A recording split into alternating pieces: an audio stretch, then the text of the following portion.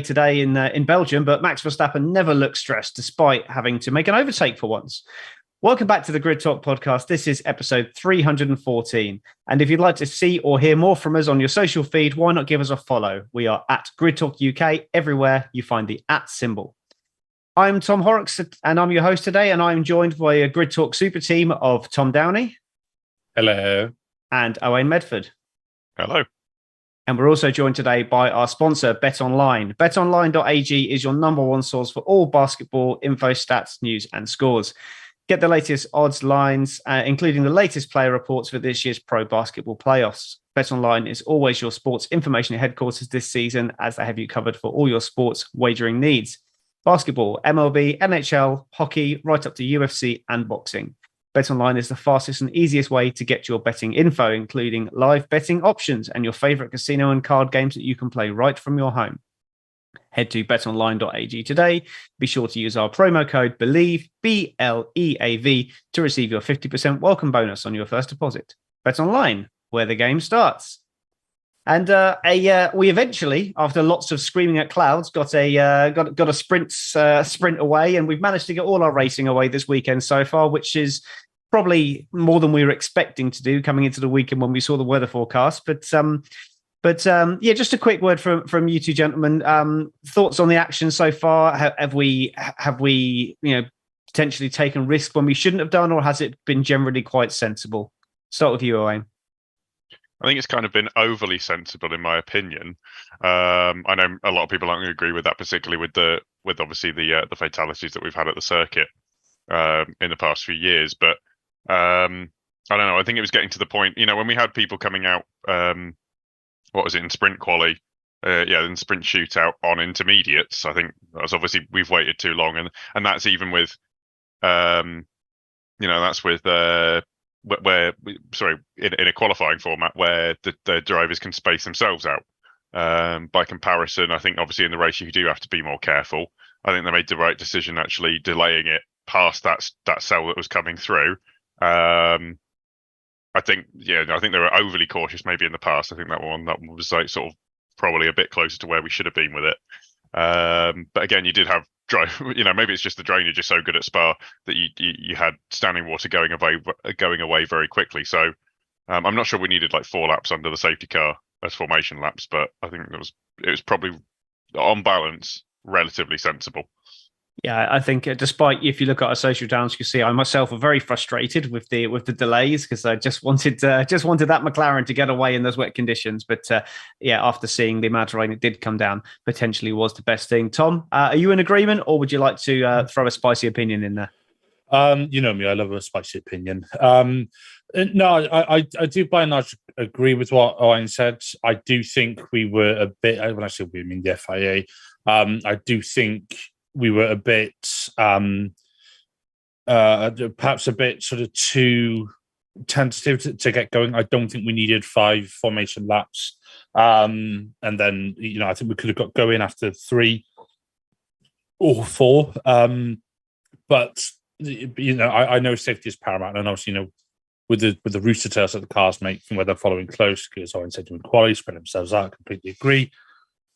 By the time we got going, the track was, some drivers, might have been potentially thinking about slicks. And it says a lot that when we have a race that starts behind the safety car like that by the time we get going, drivers do dive into the pit straight away for inters.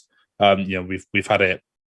We've had it at several races over the last few years. So I think we could have got going sooner. I was worried for a second that we were going to get flashbacks to 2021, because when I saw all the drivers sitting on the grid, I was thinking, oh, heck, are we actually going to get going? But we did. Yeah, and at the end of the day, the product is there. We've all seen a good race, and frustrating as it was, safety, especially at this track, given recent events, has to be paramount in the certainly in the immediate aftermath until we can find out what the overall solution is going to be. I was slightly nervous seeing lots of rain at Spa this weekend, so glad that it's gone off without any harm. And the only casualty, really, it would be the Aston Martin cars, it seems. And we're going to talk about them first, Owain. I'm going to come to you for this as well. So Aston Martin, Alonso celebrating his birthday in style. Lance Stroll this morning, putting it into the barriers, and a P11 for him and out of the points. Not a great start to the points taking for the weekend for Aston Martin, and not a great race overall, really. No, obviously, as you say earlier, they put a gamble on putting a Stroll on the medium tyres, which I think was probably, if he'd kept it on the road, it was it would have been inspired, I think. But as you say, it didn't come off. And then obviously you had Fernando Alonso in the race, Fernando Alonso in the race, just dropping it, really, getting on the white line and putting a bit too much throttle, and round he went and out he went. I think it's insult to injury, really, that that obviously he Alonso got knocked out of a qualifying session for the sprint, and then I guess maybe he was almost overcompensating. It's even further away from the points as well. So it's yet another chapter in the sort of in the decline of Aston Martin this season. I don't think it's entirely. This obviously isn't entirely car performance related. I think they've just made slightly poor decisions with the weather, but it's difficult. So if it was easy, everyone would do it. Would be making the good decisions. So I think they've just unfortunately been a bit unfortunate, and it's come at a bad time for them. Yeah, normally the star of sessions, Fernando Alonso, they're trying to, certainly the sprint anyway. I don't remember the last time we saw an unforced error from Fernando Alonso as well. So difficult session for him, hopefully moving forwards tomorrow. And it's just a bit of birthday blues, as someone said in our chat. Probably you, Tom, I imagine, saying about having a siesta after a big breakfast in the car. So hopefully it's just a case of that, and they can get back to some decent form tomorrow. But the next team we're going to come to is AlphaTauri, and going to give this to you, Tom. Tsunoda having a bit of an incident at the restart. I don't think we ever saw a replay of it, but we saw him tumble down the times and a yellow flag in Sector 3 before we'd even got to Eau Rouge. So Ricciardo just missing out on points and inches away from a potentially Q2 or maybe even a Q3 performance as well in qualifying. He's starting to make a bit of a difference, isn't he, Tom? That's the wrong move, but he is. But mind you, he's replacing Nick de Vries, so well done. You said Yuki went tumbling down the order. He lost 2 places. Which I wouldn't exactly call it tumbling, but it's tumbling like his career at the minute. Now that Danny Rick is coming to that car, and was running in the points for a bit. I think all of us said almost exactly at the same time in Slack when we said, Danny Rick, don't you dare, George Russell, don't you dare overtake Danny Rick, because I did want to see him get a point in that dog of an AlphaTauri. And obviously if it was full points, if you like, 25-18 or the rest of it, he would have got 2 points, or a point. I can't remember if he was 9th or 10th. I think he was 9th in the end. But yeah, he was going well, and he's doing what AlphaTauri brought him in to do. He's just going about it, getting the job done. Got a bit unlucky in Friday quali, which we talked about yesterday. But today, he put that car in places where it shouldn't be. And already I think the decision to put him in that car is paying off. Yeah, especially when we see the events on the other side of the Red Bull garage as well. It's certainly going to put some pressure on one side of the Red Bull garage, at least anyway, and as well on the other side of the AlphaTauri garage. I think the opinions of Tsunoda are pretty much universally have all gone up this year. They may well just have peaked and maybe are starting on the way back down now, if we see Ricciardo comfortably putting Tsunoda to bed for the rest of the season. But another team with a driver being comfortably put away has not really happened so far this weekend is Haas, Owain, and pretty much a badly executed weekend with their qualifying secret weapon. Nico Hülkenberg has not been able to put a representative lap in any qualifying session, and is this a bit of a missed opportunity for Haas so far this weekend? Oh, completely. I think with the topsy turvy nature of all the conditions, and this was kind of the way that they could steal a point or something like that. People dropping it off the road. I've never seen anyone not finish a qualifying session before. in all my years of watching Formula One. Like Hulkenberg is listed as a not classified, did not finish, and apparently has completed 6 laps according to F1's timing data. Magnussen didn't do much better. In 18th, and in the race, in the sprint itself, I think the reason that. Well, yeah, I think the reason that that Magnussen has even made places up from there is just because he happened to be first. Obviously, that you had when we had drivers coming in on after the first but just before the first real racing lap. Obviously, it was one at a time from each team, and he happened to be first, so he got the first stop and made a bit of progress that way.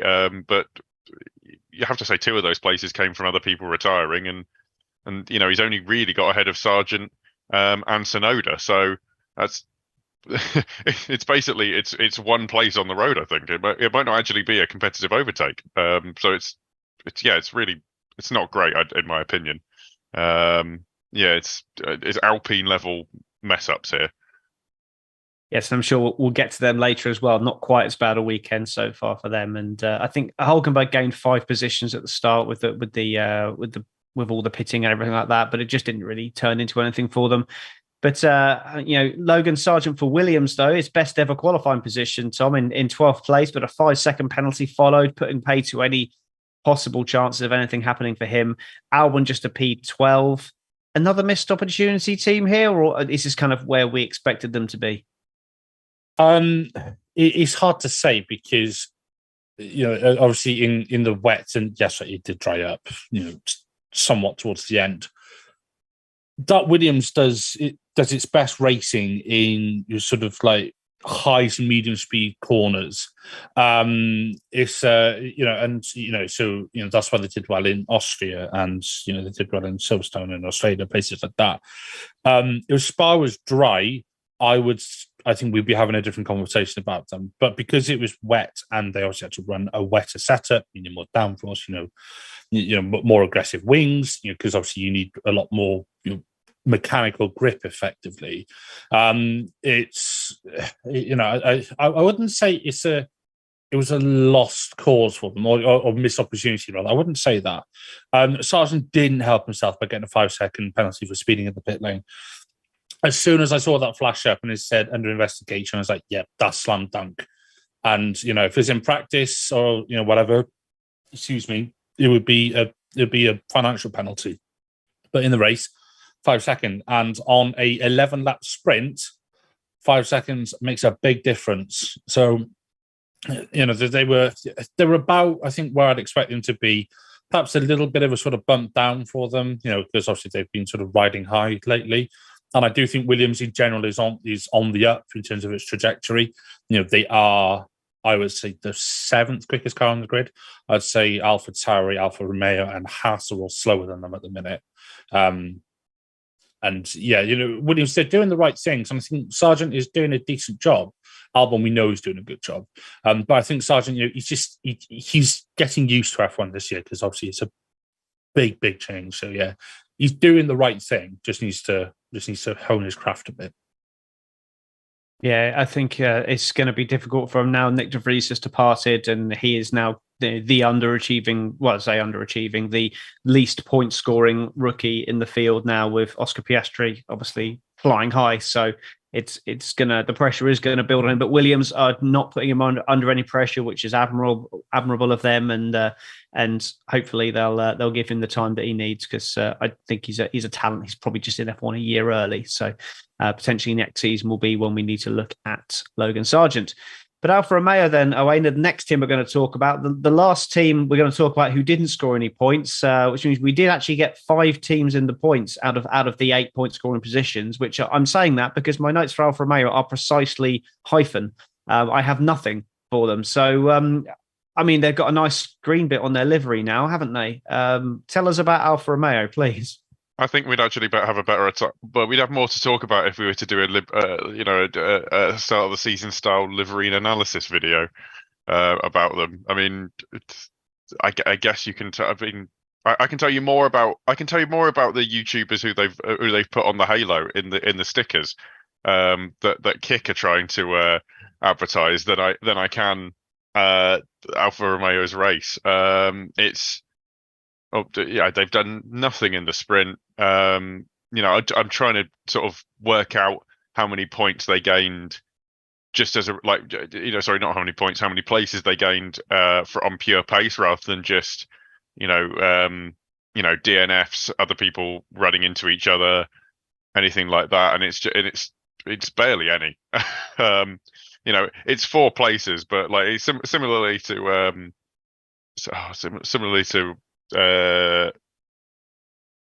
the Haas, it's just, again, it's not that they're just not achieving enough. They sort of moved up as a group, and that's about it. Like I struggle really to talk about. I struggle here to talk about anything about Alfa Romeo. I don't know. I think they must have written it off or something. But like, Zhou is not a rookie anymore, and Bottas is an experienced driver. I don't know whether it's the car. I don't know whether it's them. I honestly don't know what to say about them. Which is, I don't know. It's not good. It's not good to be in this position in F1. Like, I'm waffling here because there's nothing to say.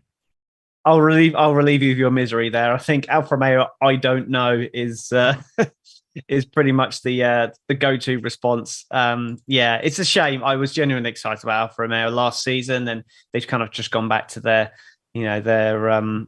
obscurity levels again. I say it every time I'm on a podcast, but just give us something to talk about, please. Valtteri, just, even in Hungary, you could have done the bowling ball again, just done something to get us back excited talking about Alfa Romeo, but just got another 9 or 10 more races we've got of that Alfa Romeo branding, and then whatever they go back to, Team Sauber or whatever they choose to go to, is what we'll be talking about for the next couple of years before the dreaded A word, which I'm going to try and not mention again until at least next season. But the next team we're going to talk about, which rubbing your hands together, Tom, I can see, is Mercedes. So given that you're going to get Red Bull as well, I'll give you license to talk about the Perez incident as well. 5-second penalty for Hamilton, drops him from P4. Bad weekend so far for George, but a good recovery from 12th. Quite unlucky to not end up ahead of his teammate with that penalty as well. So go on then. What's your thoughts on the collision and the Mercedes race so far? I thought George started 10th because he did get into SQ3, didn't he? He did, but he dropped down to 12th after the pits, is what I mean. Oh, right. Okay, my bad. Yeah. No, yeah. So, I thought Russell had a good day. Obviously lost 2 positions there from pitting. I get where you're coming from. He was, he's obviously been on the podium here. Whether you class it as an actual podium, it was still a podium 2 years ago. He put in a brilliant lap that year in the wet. He showed yet more of that prowess today, and I think he did very well. Still not happy about you taking the point of Danny Rick, but we'll let that go. Yes, I did lean into the microphone. Apologies to anybody who had to see that. It was good ASMR. It's good. Yeah, and that's about as much as ASMR as you'll get out of me, aside from me snoring. But the Hamilton Perez thing. Now,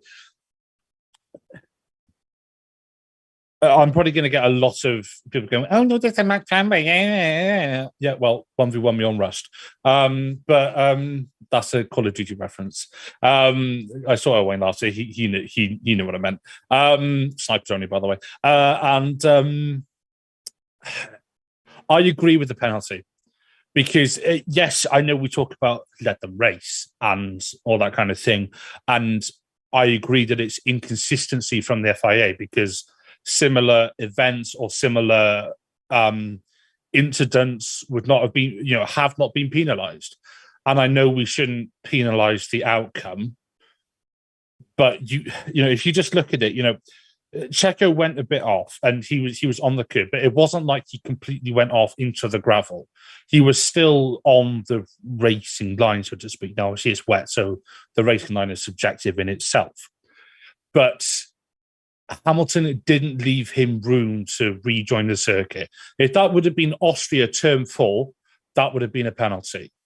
And Checo's car was in roughly the same position that it was in Austria Turn 4 when he got a penalty for that. Well, I think he got 2 last year, wasn't it? Maybe the year before now, I can't remember. And I'm not talking track limits now. I'm talking causing a collision. Not to mention the gaping hole that was left in his side pod. I wish I wouldn't have said that word. Not to mention the obvious sort of lack of downforce. I saw something come flying off one of the cars, and Checo was doing all right, to be fair. He did really well on the. I can't remember if it was the safety car restart or if it was the first. If it was the rolling start. I think it was the safety car restart. But then, that damage it was terminal because he was losing pace hand over fist. And I know you, especially Tom. You're not a Perez fan. Don't know what you mean. I can see you smiling, mate. Come on.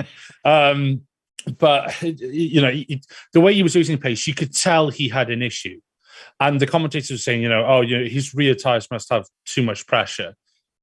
The way that car was going, there was something terminal. It was fairly obvious. So I get why people are giving the argument of let them race. And I do agree, let them race, but you can't just clout into someone, cause damage like that, and effectively get away scot-free. Drivers have been penalised for a lot less, including Max, including Hamilton, including most drivers up and down the grid. Because how many times do we see a penalty and we go, oh, that's harsh? We had it with Lando at Austria a couple of years ago. So, I think on balance, I think it's fair, but I know people are going to disagree with me. Yeah, I'm going to be one of them, unfortunately, but I do get where you're coming from about the Austria turn 4 thing, because even the camera angle from it, I'm seeing it. I'm getting flashbacks of Austria turn 4, so I get where you're coming from, and I can see that it's one of those ones for me. It was just in those conditions, just the tiniest little touch, and yes, there's big damage, big outcome. I can't remember the last time there was a tiniest bit of contact which caused such a big impact to a Red Bull car. Oh wait, yeah, I can, but I'm not going to mention that because we're not allowed to.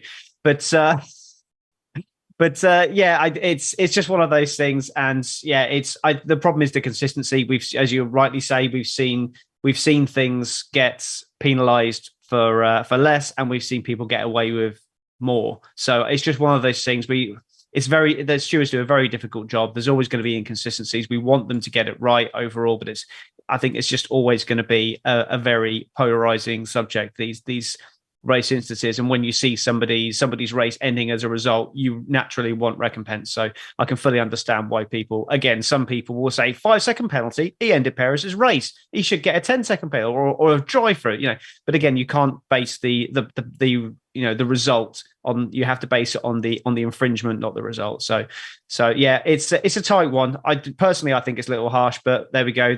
We've all got different opinions, and that's the beauty of motorsport. But we'll move on to the Alpine team then, Owain. You get them, and not so much of a horrific weekend for them, apart from losing pretty much their entire managerial structure over the next couple of days. But a well-managed race from Pierre Gasly, despite falling back a little bit and cooking his tyres in the early stages, managed to hold on for a P3 and 6 points. Esteban Ocon, a little bit more anonymous. But yeah, tell us about the Alpines. Is there reason to be happy about them this weekend for once? No, I think there's still the same issues that we had before. It seems a little bit a case of, you could look at the uptick in form there and go, it's a case of sack the manager and the form improves, like you see in, Manchester United's form for prior to Ten Hag. For me, it's a case of Gasly was lucky that it was only an 11-lap race, and that Hamilton would have had a penalty anyway. Because he was going to be passed just based on, if you're looking at the gaps. Hamilton was all over Gasly's gearbox by that point, in a kind of point that was proved by Russell overtaking Ocon. I think the Alpines sort of not lucked into, but they definitely got the sort of the thick end of the wedge when it came to how everything played out. But they executed it well. I mean, credit where credit's due. They didn't mess it up. We're still yet to see if they double DNF tomorrow in a Grand Prix, but they've managed to do one race. They just need to do the next 2/3 of it tomorrow.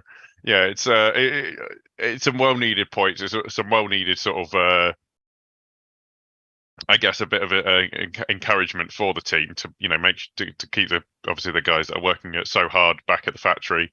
motivated, because it's got to be a horrible one when half your as you say, half your managerial staff has to leave at the top, and then and then you have a terrible weekend. So luckily they have something to smile home about. But let's be honest, it's consolation points. It's only 6 points that Gasly has got.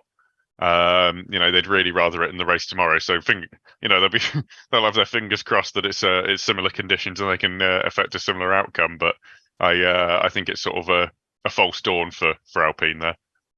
Yeah, given that those 6 points are eclipsed somewhat by McLaren's total points score anyway, with Oscar Piastri one position up the road and Lando Norris a couple of places back as well. So overall, yes, it's good to get some points, but I think they'll be looking for a lot more than 6 points out of this weekend. So, but we'll move on to Ferrari then. Sainz giving the game away early, Tom, on his strategy and what he wanted to do.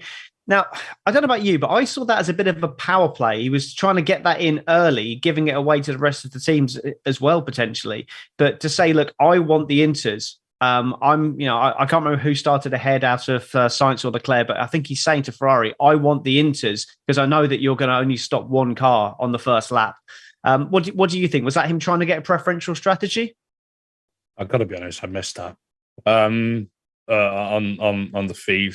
I was probably staring at the ceiling or something, or my tongue was hanging out. I don't know.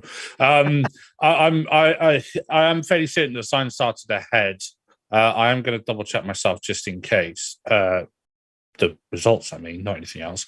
Yes, he did. I'll just check. Yeah, so I was fairly certain he did because Leclerc had a bit of an off in his middle sector. He nearly binned it, to be honest.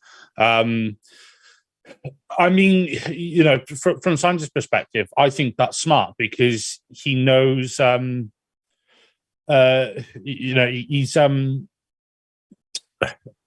he's the lead driver of the weekend. He's qualified ahead.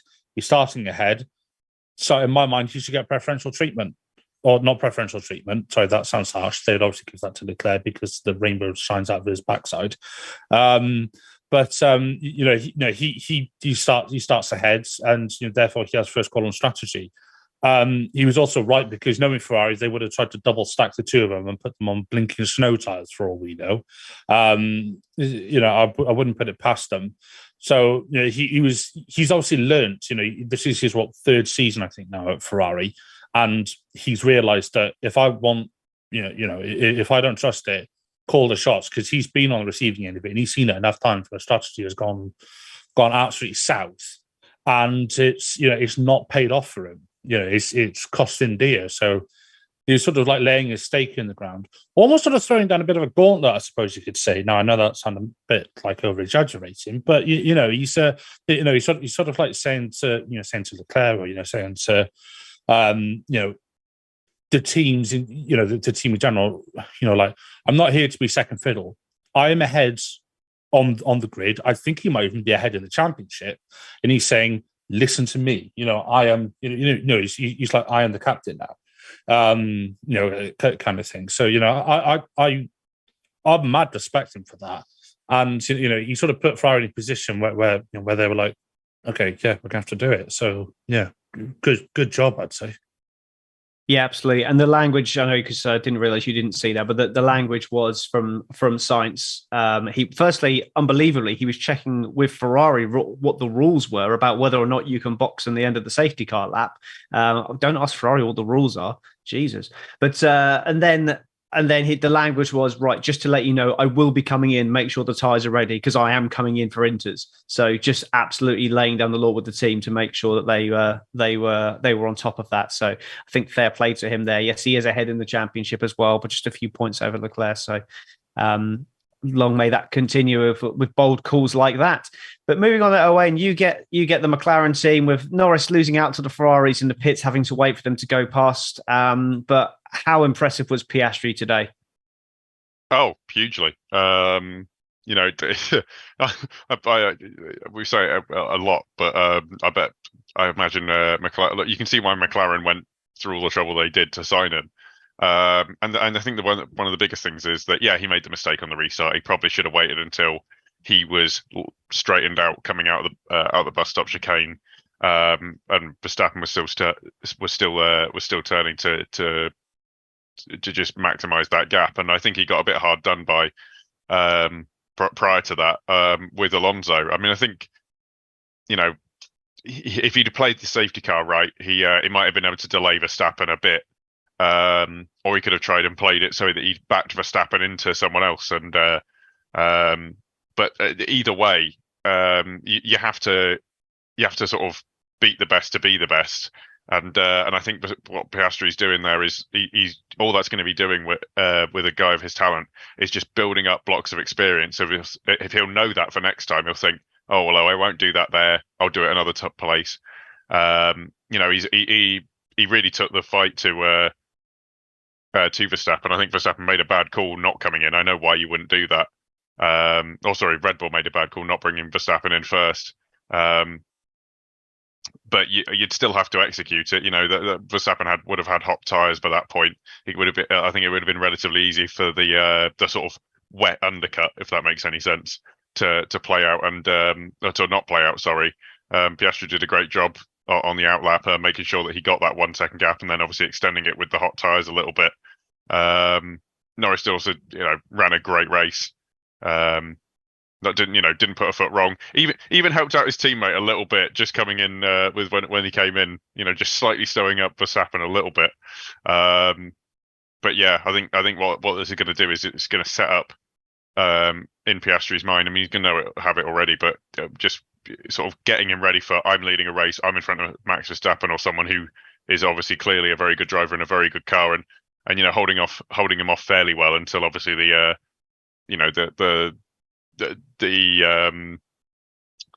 inevitable thing happened where he was obviously going to get overtaken by Max once Max was right behind him. But I think it sets him up very well for the future, and it's one of the things he can sort of he didn't lose his head or throw it off or anything or do anything too stupid. So I think he's done a fairly good job there. Yeah, hugely mature performance there from Oscar Piastri, but still, I think with the it's the race management where he's still got some stuff to learn. He was he's cooking his tires very early on, didn't quite get the restart 100% right, and so he's 100% not the finished article. But man, the guy's got talent. I mean, if McLaren can keep hold of Lando Norris, then Norris and Piastri could potentially be the super team of the future. So all here for seeing how that pans out. But Tom, I'm afraid you get Red Bull. We've already spoken heavily about Perez and Max Verstappen, having to make an overtake for once. But apart from that, I suppose we could talk about the pit strategy. Owain saying that he thought potentially it was a mistake not pitting him on lap one. What's your take on that? And anything else to add about the Red Bulls? I mean. Well, I mean, Max just did what he did. He was 6.5 seconds ahead after, he was pulling best part of a second a lap. And, that's just how good he and that car are together as a package. It's like what we saw with Hamilton when he was in his peak at Mercedes, especially sort of like 2020 spec. There's somebody, I sort of like covered off Perez. His race is sort of undone with the damage, and I've really felt for him. I mean, there's not an awful lot more to add. I think Red Bull got the pit strategy right. I think a lot of people are going to say, like Owen said, he should have pitted Max first. But I think, with Max's post-race interview, where he said he'd have been held up with a lot of cars going past, I think they made the right call because Spa's a fairly tight pit lane. And it's also a fairly short pit lane as well in terms of where the actual garages are. So, he'd have been in and he'd have had, about 9-10 cars go past him. I didn't see exactly how many pitted, but it was pretty much most teams, pitted one car, then pitted the other one on the next. I don't think anybody double stacked. That was the kind of thing Ferrari would have done, but even they didn't. So I think it made more sense to stop Perez first because he was more at risk of the undercuts, and and also not being funny. If you pit Max second, you just know he's got the pace to go and just mop up, which is exactly what he did. And he was only 1.4, 1.6 behind Piastri when he came out. And Max was already able to tell that Piastri was cooking his tyres. And then the safety car, like Ryan says, safety car didn't help. I think Piastri bolted far too early on the safety car. He didn't want to give Max a tow, but it was inevitable that Max was going to overtake him. He just needed to pick his moment, didn't need to do anything stupid to get it done. Maybe he was thinking, oh, go on, I'll let you lead for a lap, and then it'd be like, I got you, kind of thing. So, it's just, he was always going to overtake. He was always going to get the win. And I think we're going to see this, provided he doesn't get, speared off or doesn't spear anybody off tomorrow. I think we're going to see the same thing then, So it was pretty much a vintage Max masterclass once again. Well, maybe not masterclass, but it was just a perfect race. And Perez was just unfortunate with the damage from Hamilton because he was having a decent race before then. Yeah, I think the race very much helped by the Red Bull strategy. In my personal opinion, I think that was incredible management from the Red Bull in a situation that was lose-lose. Starting P1 and P8, they were always going to lose the lead. So coming out of it, P2 and P3 effectively after the stops, or P4 it might have been actually. Sorry, yeah, P2 and P4. That's a net gain overall, and you put Max Verstappen second place, like you rightly say. 3 or 4 cars back in the sprint, you think, okay, maybe it might struggle, but yeah, absolutely right. Strong performance there. So I guess we'll just cover off now driver of the day. What do you guys think was your driver of the day for the sprint? We'll start with you, Owain.